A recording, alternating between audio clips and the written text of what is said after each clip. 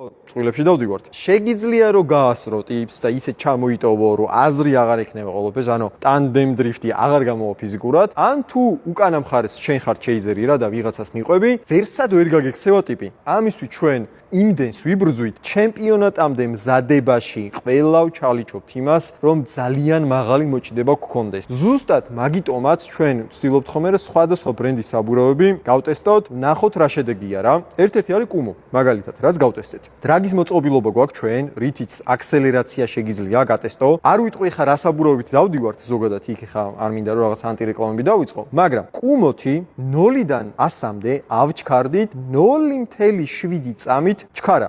ეგ იცი რას ნიშნავს?